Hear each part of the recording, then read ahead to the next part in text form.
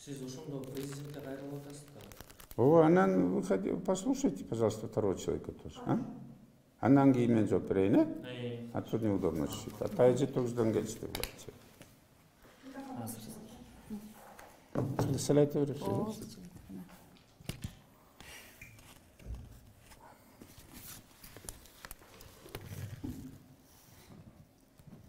Биздин Кызыл Суу айылда бул МТФ сарайы канча жылдан бери уюшулуп жүргөн, элдер ошол жерде иштеп аткан. Бирок бул союз тарагандан кийин ал жер талкаланып, эч нерсеси калбай, элдер бөлүп, жарып, талкалап, сатып, эч нерсеси калбай калган. Ошол учурларда бизде 2 сарай эмеси менен хранилище кылып алып, Кубанычбек Сатиндиевичке сатылып, ал жерде даже карызга батып кетишип, эч нерсе кыла албаган. Ал эмес, бул фермадагылар эмес, бардык элдер эле ошол учурда кыйналган. Кубанычбек Сатиндиевич сатып алып, ал жерде база, обуш хранилище кылып ачып, аякты бекитип, бардык элдердин картошкаларынын баарын арзан баада, ошол учурда бардыгы 50 тыйындан да сата албай калганбыз картошкаларыбызды. 2 сом, 50 тыйын, 3 сомго чейин картошкаларыбызды алып, биздин налогторубузду, жер налогторубуздун баарын төлөп бергенге жардам берген. Аябай жакшы иш болуп аткан. Анан эле бир кезекте эле ошо 5 гектар, берки мен да айта берейинчи азыр эле, берки балдар жөнүндө талкаланып бараткан бүт база эмес, 2 базаны карап, ошол жерде гаражды дагы алып, тегерегинин баарын бекитип, жакшы иш кылып баштаган жерди. Ошол жерде өзү бул жерде Бишкекте болгон үчүн МТФда жашаган элдер өздөрү колдонуп аткан ал жерде. Анан эле бир кезекте ошол жерди үй салганга ылайыктуу жер экен деп, айылдын эле четинде жакшы жер, балдар келген. Именно мага Осмонов Максат деген бала бар эле, ошо 50 балага үй салып алалык, бүт баарыбыз миграцияда жүрөбүз, алыс жерде жүрөбүз, ошол жериңизди бериңиз. Анан биз трансформациясын коюп берип, суусун, арыктарын жасап, ошо жол жасап, светтерин баарын кылып берсеңиздер, биз баарыбыз балдар чогулуп 50 бала үй салып алат элек. Үй салып алганда ар бирөөсү 60 000 сомдон ошо кете турган чыгымына сүйлөшүлгөн. 50 балага бере турган жерди 2 бала эле орто жолдон пайдаланып туруп, ошо купля продажага кол коюп бердиңиз да, эмеге доверенность берген учурунда 2 бала бири-бирине сатышып, анан аягында айыл өкмөткө сатып ишти да. Баягы 50 бала ала турган, тети миграцияда жүргөн, үй жайы жок жүргөн балдардын баары эчтекеси жок калды бул жерден. Жок, Осмонов Максат деген ошол ишти Кубанычбек Сатиндиевичке предложение киргизди да, ушул жериңизди бериңиз деп. Ал ким дейсиз? Жөнөкөй эле жаштардын советинде жүргөн эле бала. Жаштар кеңешинде жүргөн бала. Анан эмнегедир эле ал бала четке калып калды дагы, ортодон башка балдар чыгып, жанын убактысы болбой калдыбы, Кубанычбек Сатиндиевичтен ошол жерди доверенность менен алып, 50 балага бере турган жери жок калып эле, өздөрүнө бири-бирине купля продажа кылып сатышып эле, аягында айыл өкмөткө $30,000 сатып ишти.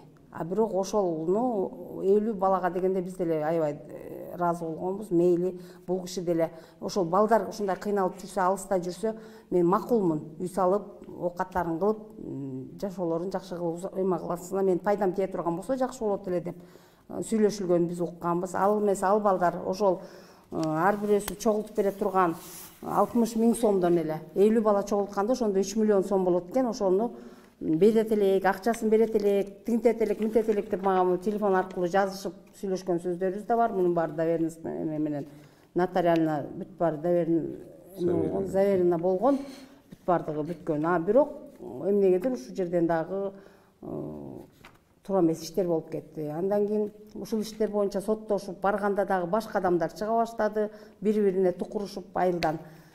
Анан соттордо мен бер, сен бер эмес.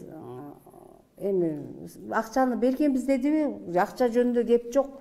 Акчаны бердик деп айтты сизге. 300 000 сом бердик дейт. 300 000 сом акча бердик деп. Жалган айтып атат. Ооба, бул жерде эч кандай 300 000 сом эмес.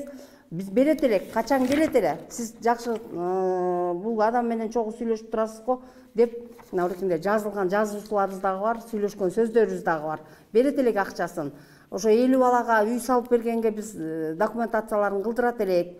Ошолордун трансформациясын кылып беребиз деп коюп эле, ошол бойдон жок болуп эле өздөрүнчө ичара сатышып ийип, айыл өкмөткө сатыйыптыр. Мунучу айыл өкмөттөн бир башка проектлерге деп сатып алышыптыр бул балдардан. Бул жерде эми бул жалгыз эле бул балдардын күнөөсү эмес, бул жерден дагы бир башка адамдар да катышып, аралашып кетишкен. Бул мындай иштер бизде болуп элаткан. Анан башка деген кандай десем, бул жер боюнчачы бизде ушундай язуучулар көп, өтө биздин Жети Өгүз районунда именно биздин прокуратурага жазган бир 27 кишинин арыздары бар. Ошолордун бир 2-3-өсү нормальный чечилсе, калгандары жакшы чечилген жок. Анын арасында мен да страдайт эткем андай жер боюнча. Эми Кудайга шүгүр, мен четинен алып келатам ал жерлеримди. Меники да ушундай сатылып, биринен бирине өтүп кеткен. Анан ушундай маселе менен мындай кандай көнүп алган болуш керек. Бул жерде биздин айыл өкмөттө иштеген жер адистердин дагы тиешеси сөзсүз түрдө бар. Эми алар азыр жумуштан кетти, бирок эч кандай алар деген өздөрүнүн жазасын албай эле кандайдыр бир штрафтар менен кутулуп, именно государство же госрегистр, айыл өкмөт, акимдер эле ошол учурда азыраак акча менен эле кутулуп кетишет, а элдер жерлерин алган жери жок, эчтеке кылган жери жок. Анан сиз жанакы максат дегенге доверенность жазып бердиңиз? Жок, максатка доверенность эмес. Просто ошол Осмонов максат биз менен чогуу отурганда ошол жерде келип, Кубанычбек Сатиндичтен келип сурады да, ушундай 50 балага ошол жерден место болот экен, үй салып алганга, миграцияда жүрүшөт, кыйналып атат, жер сатып алганга шарты жок болуп атат. Эми 60 000 сомго 5 сотук участок сатып алган жакшы эле да, сатып алган эмес, эми анын светине, жолуна, трансформациясына акча төлөнөт да баары бир деле. Ошолорун бүтүргөнгө жардам бериңиз деп предложение кылган. Андан кийин эле бул бала кандайдыр бир четке чыгып калды дагы, ортодон Бекжан, Садашевтар келишип эле ушунун атынан доверенность алып кетишти. Кубанычбек Сатиндичтен. Андан кийин эле алар аны антпей эле бири-бирине перепродажа кылышып эле, анан айыл өкмөткө сатып, балдар дагы үйлөрү жок калышты. Азыркы учурда сот структураларда тура эмес иш кылып атышат деп ойлоп атам да. Толук сөретинде түшүндүрүп койдум. Бул жер жанагы экинчи объект да, бул жана ошо Кайыс объектка алынган 5 гектар жери менен 2 оош каранча урбадымбы? Ошол жерден мына бул киши айткандай мындай болгондо, мен Жети Өгүздүн кулуну болгондон кийин мен Жети Өгүз коомунда көптөн бери жетектеп жүрдүм. Анан ошого байланыштуу тиги мен баргам. Анын үстүнө жана Улуттар биримдиги деген партиянын да мүчөсүмүн. Ал партиядагы ат салышып өткөн шайлоодо катышкан. Анан биз аяктан штабка чыкканбыз. Бул Анар Алгожоева тиги ошол штабты иштеген биздечи.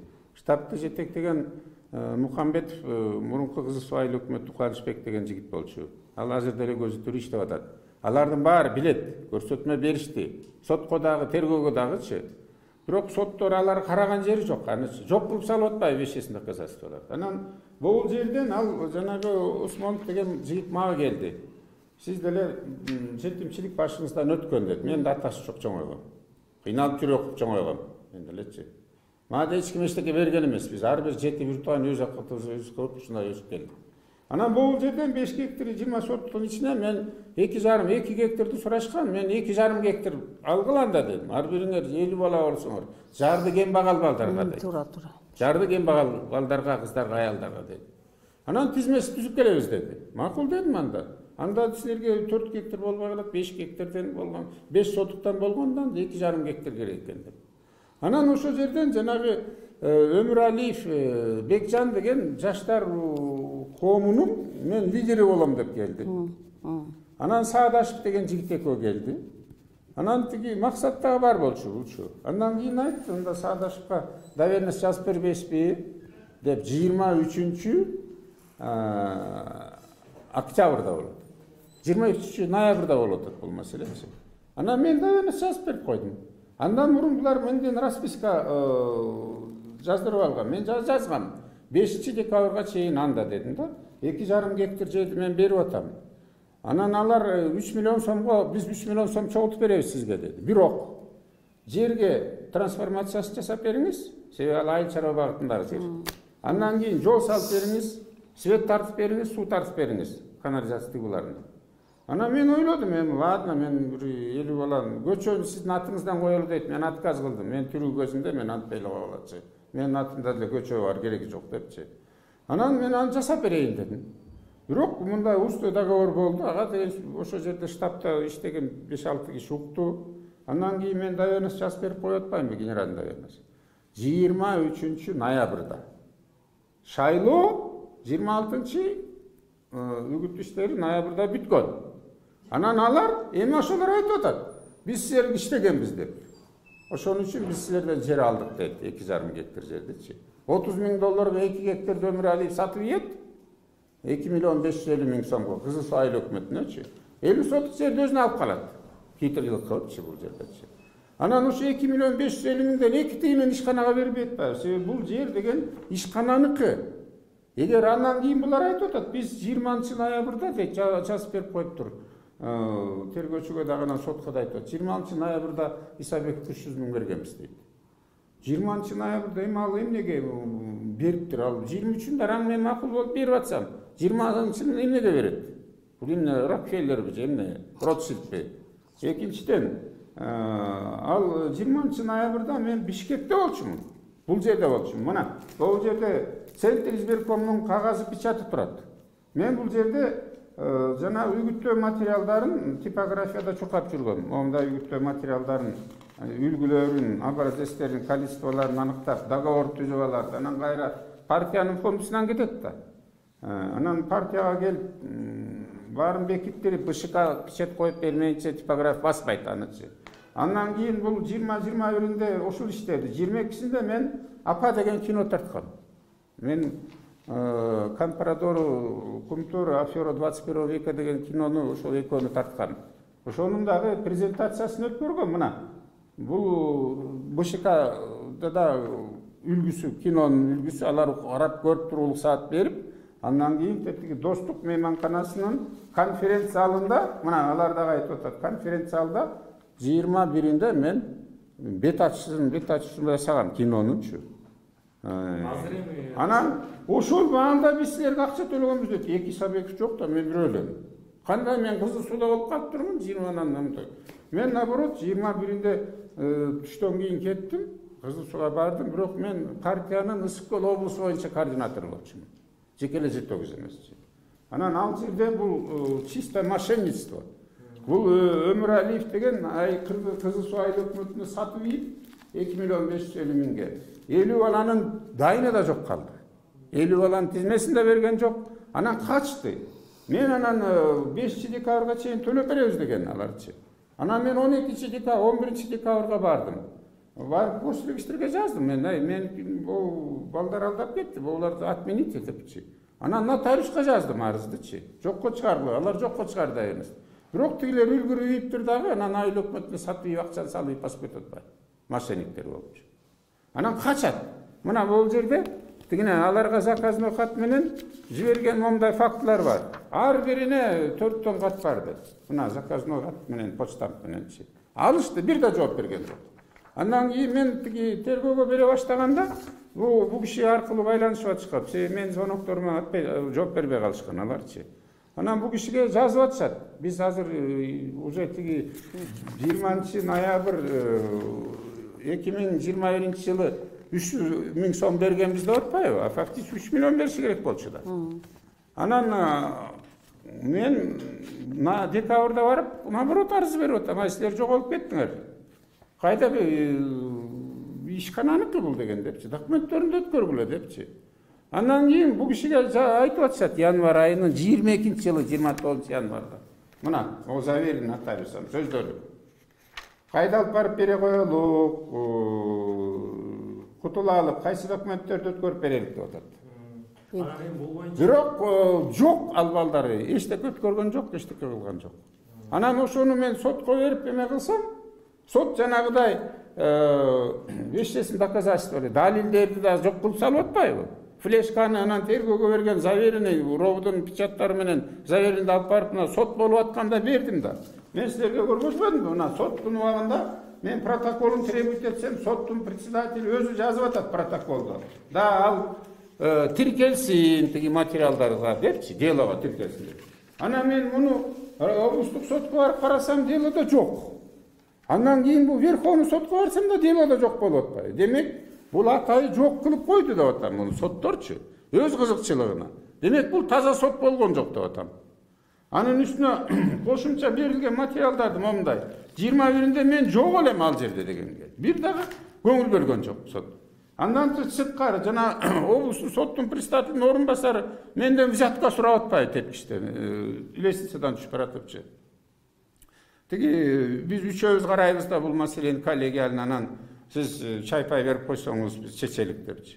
Мен айттым да, мен правда на моей стороне, мен эмнеге берем силерге депчи.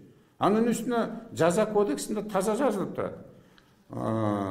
Пара берген киши дагы, алган киши дагы жокко тартылат деп турат. Анан эми облус соттун председатели ошентип сурап аткандан кийин кайсы адилеттүүлүктү кааласак болот? Сиз бул факт боюнча прокуратурага кайрылып? Прокуратурага мына мен генеральный прокуратурага да кайрылдым. Президентке да кайрылдым. Мына силерге көргөзүп коюм. Мына печаттары менен турат. Мына генеральный прокуратурага кайрылдым. Жооп болдубу анан? Азыр боло элек. Буну деген эми ал изилдейт да азырчы. Изилдейт. Мына бүгүн өткөрдүм мунучу.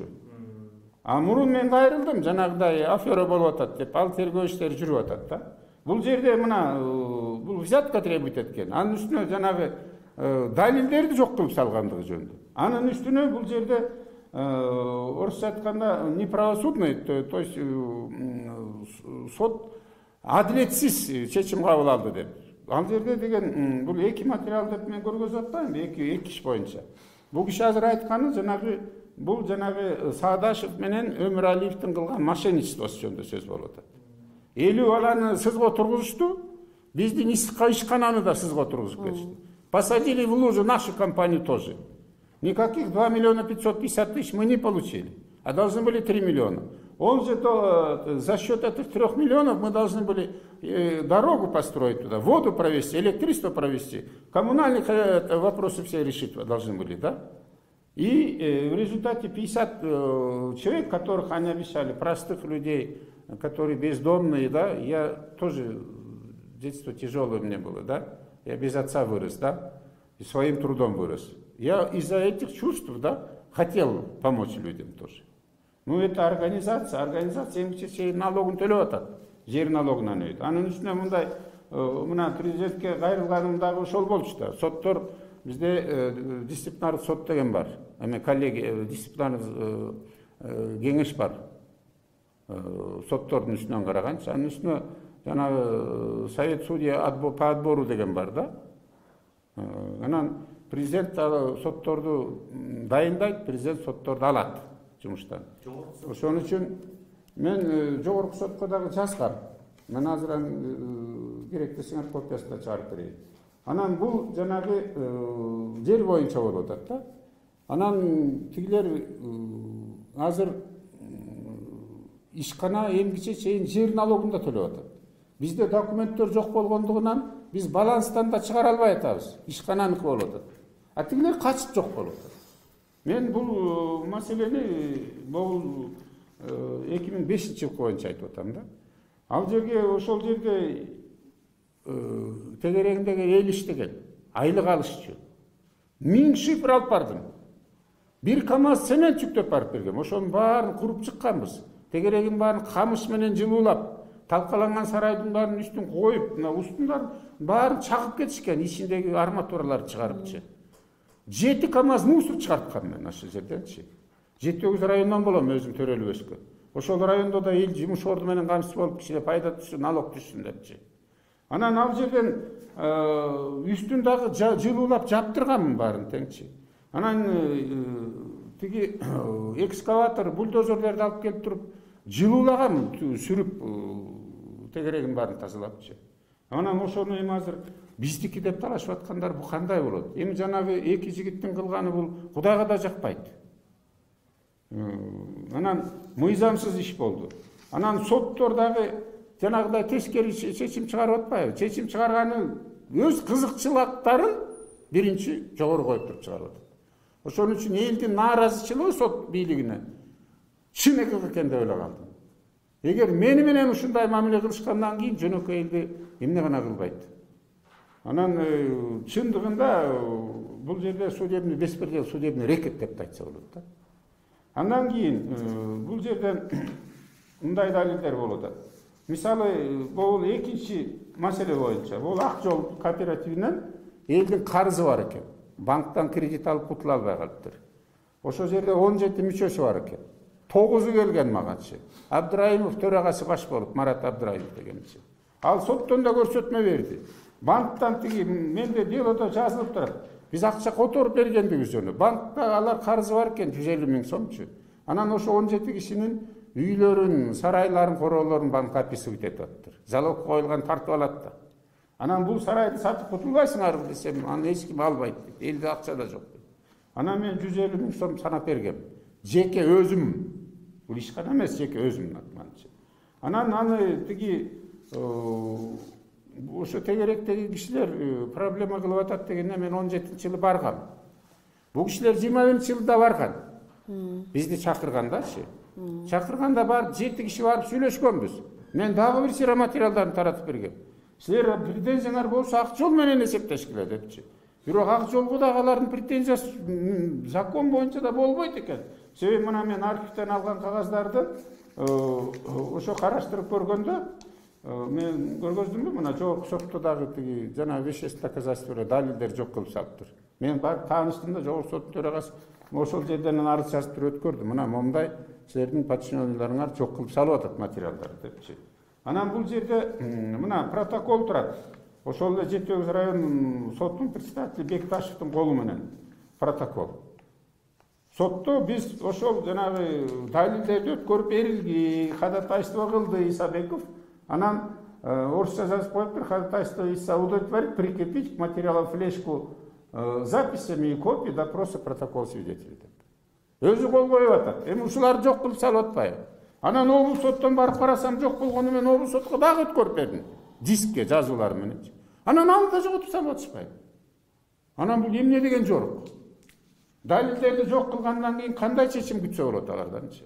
Андан сырткары бул экинчи жагын азыр тиги сотто беспредел кылып аткандары жөнүндөчү. Бул экинчи жагына доо кылып аткан жөнүндө. Булар 17-жылы менден сурангандан мен барып жолуккам ал кишилер мененчи. 10га жакын кишилер, аялдар, эркектер, кичинекей балдардын айнөдө ичтип келген. 17-жылы бул балдардын үлүшү эле дейт. Анан мен айткам, туугандар, үлүш деген 91-жылдан 96-жылдын жазына чейин эле болчу, бүтпөдү беле. Дедим да, мен мага эмне претензияңар бар деп. Абдраимовго претензиябыз бар дейт. Биз таппай атабыз аны дегенден үйүнө алып салып да келдим. Аны обзывать этип каргап силегенде Батма деген эже. Ал анан сөгүнүп туруп кетип калган. А мен таратып бердим колдон, ай туугандар, ал мына регистрационный делосы турат, токтомдор турат, китептер турат, мен алгам, сатып алгам. Мага претензияңарды токтоткула, басып алабыз дегендерди унуткула депчи. Мен негр эмесмин. Африкадан келген киши эмесмин, мен ушактын тургунумун депчи. Андан кийин алар эмне кылат? 2012-жылы жогорку кеңештеги Атамекен фракциясына арыз жазышат.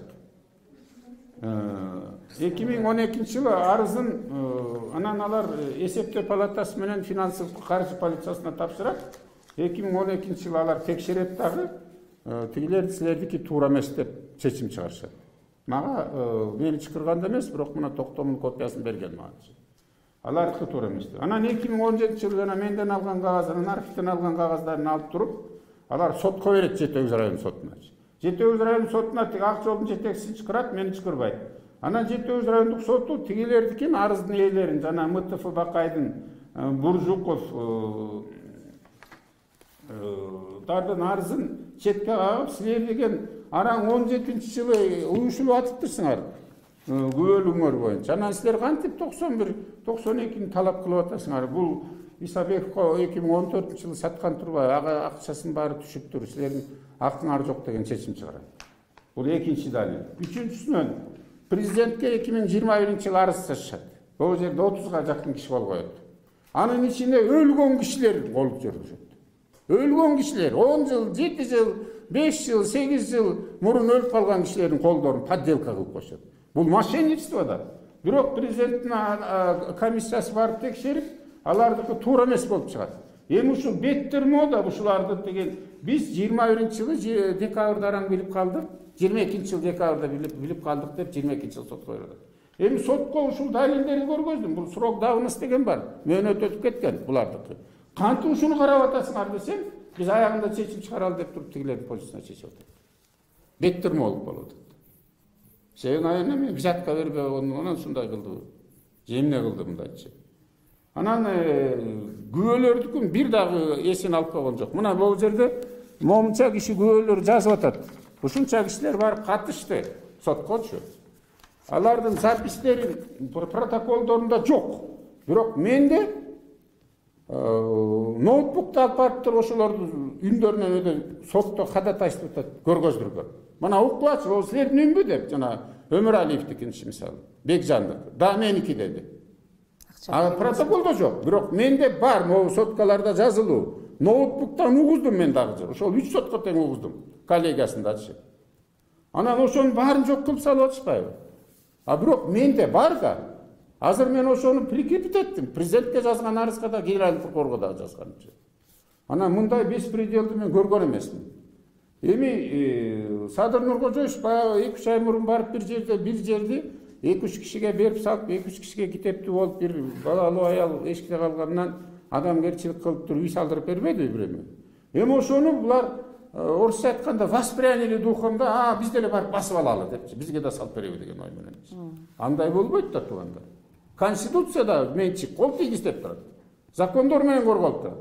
Тем более бул 2004-2005 жылы сатылып алынган оокаттар. Аны бүт эл билет. Аны мен куруп чыккам. Элдин кыйналып атканда ошол жерден ош карышара салып, ошол жердегилер иштебеди беле. Налогунун баарын мен төлөп бергем, четтеги район жер налогу. Жанды күйгүзгөн болуп атат да. Анан канча мен 20 жолу бардым ушулар менен. Ушун менен караколго чейинчи. Канча расход болом, нерв болдум мен. 2 жолу доктурга жатып чыктым, нервный срывтар мененчи. Анан мен даже материальный ущерб келди десем, ал сотко ходатайство берсем, ал мага отказ кылды дагы, бирок протоколунда жазып да койгон жок. Протоколго жазылыш керек да.